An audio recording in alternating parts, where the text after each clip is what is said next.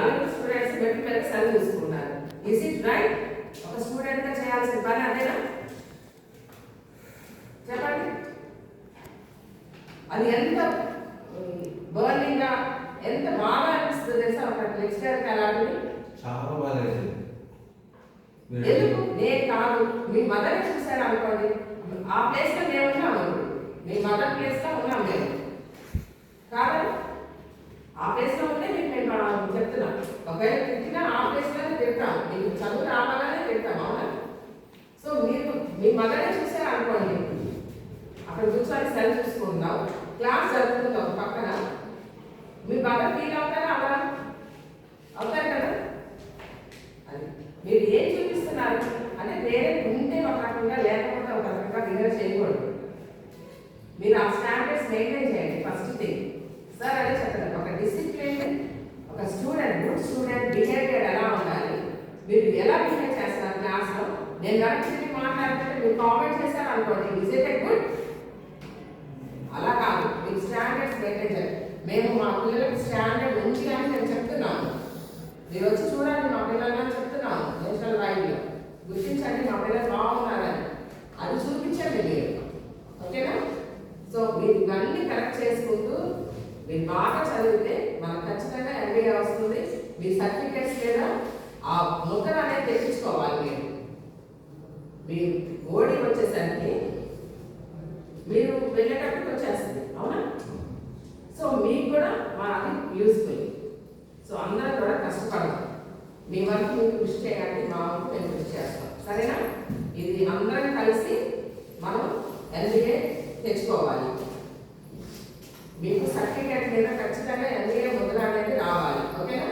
అప్పుడే మీరు చాలా యూస్ఫుల్. తర్వాత మీకు తెలుస్తుంది, అది ఇప్పుడు మీకు తెలియకపోవచ్చు. ఓకేనా?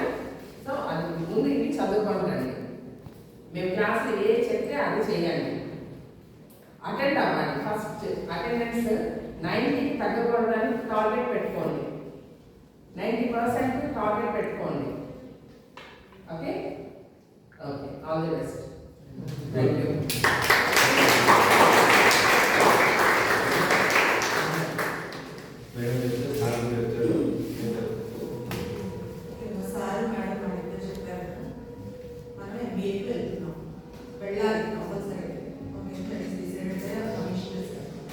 కాబట్టి మనం దాని ప్రకారం ఏమేమి చేయాలి అనేది ఇప్పుడు మనం ఫోకస్ పెట్టాలి. ఫస్ట్ పాయింట్ రెగ్యులర్గా కాలేజ్ కావాలి. వచ్చేటప్పుడు యూనిఫామ్ విత్ ఐడెంటిటీ కార్డు కూడా కావాలి. మేడం అంటే 90% అటెండెన్స్ మినిమం గోల్ పెట్టుకోవాలి. ఫస్ట్ అది చేయండి, 1 వీక్ మీకు అలవాటు. తర్వాత సెకండ్ పాయింట్, ఇవన్నీ రావడం మేడం సార్ వాళ్ళందరూ అన్ని కవర్ చేసేస్తారు, చెప్పినవన్నీ చేయండి. వర్క్ కొంచెం మీరు కూడా పార్టిసిపేట్ చేస్తేనే ఆ వర్క్ కంప్లీట్ అవుతుంది. ఇది మన మీకే ఎస్పెషల్లీ బెనిఫిషియరీ. మీ ఓడి అప్రూవ్డ్ అని చెప్పేసి ఒక స్టాంప్ అనేది వస్తుంది. దానివల్ల మీ సర్టిఫికేట్ చాలా వాల్యుబుల్. ఇవన్నీ చెప్పారు. సో ఇంకొకటి ఏంటి అంటే, మనం ఎంబీఏకి వెళ్ళడం వల్ల మన ల్యాబ్స్ మారిపోతాయి, మన క్లాస్ రూమ్స్ మారిపోతాయి, మొత్తం మన ఇన్ఫ్రాస్ట్రక్చర్ మొత్తం మారిపోతుంది. మీరు ఎప్పుడైనా ఇంజనీరింగ్ కాలేజ్ వెళ్ళి చూసారా? ప్రైవేట్ ఇంజనీరింగ్ కాలేజ్ అంటే వాళ్ళు అక్కడే మేనేజ్మెంట్ ఉంటారు, వాళ్ళు ఇన్వెస్ట్ చేస్తారు, వాళ్ళు మెయింటైన్ చేసుకుంటారు. ఇక్కడ మనకి ఫండ్స్ గవర్నమెంట్ నుంచి రావాలి కాబట్టి కొద్దిగా మెయింటెనెన్స్ తక్కువ ఉంటుంది. అందుకని కొంచెం మనకి ఇన్ఫ్రాస్ట్రక్చర్ ఉన్నా కూడా అంత ఉండదు అన్నమాట. మేము ట్రాన్స్ఫర్ అయ్యి వచ్చినప్పుడు ఇక్కడ కంప్యూటర్స్ ఉన్నాయి అంతే. మీ సీనియర్స్, మీ సూపర్ సీనియర్స్ వాళ్ళు చదువుకున్నట్టు సిస్టమ్స్ కూడా లేవు. 6 కంప్యూటర్స్ ఉన్నాయి. దాంతో వాళ్ళు ఇంట్రెస్ట్ ఉన్నవాళ్ళు ల్యాబ్ చేసుకునేవాళ్ళు, ఇంట్రెస్ట్ లేని వాళ్ళు అలా ఉండేవాళ్ళు. వాళ్ళు అసలు ల్యాబ్ కూడా చేయకుండా మేము అరుస్తూ ఉంటే ఇంకప్పుడు, ఎందుకంటే అరిచినా కూడా చేయడానికి సిస్టమ్ లేదు. అలాంటి పరిస్థితుల నుంచి ఇప్పుడు మనం ఎక్కడికి వచ్చాము? ఒక 20 కంప్యూటర్ సిస్టమ్స్ అందుబాటులోకి వచ్చాయి. అదే మనం ఎంబీఏకి వెళ్తే ఒక ఫుల్ వెల్ ఎస్టాబ్లిష్డ్ ల్యాబొరేటరీ వస్తుంది with ACs, digital class rooms, digital library, ఇన్ని ఫెసిలిటీస్ వస్తాయి. ఓకేనా? అది మరి మన కాలేజ్కి గొప్ప కాదా? నెక్స్ట్ వచ్చే జనరేషన్స్ గొప్ప కాదా? అన్నిటి నుంచి టాయిలెట్ మంచిగా అయితే అన్ని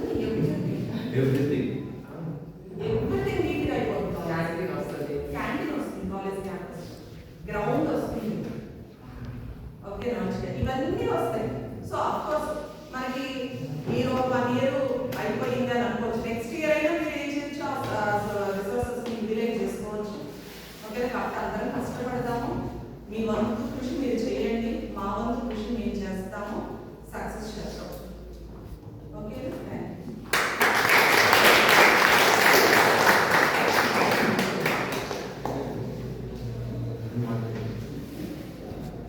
ధ్యానం ಮಾಡಲು ಸಾಧ್ಯವಾಯಿತು. Okay, change your attitude first.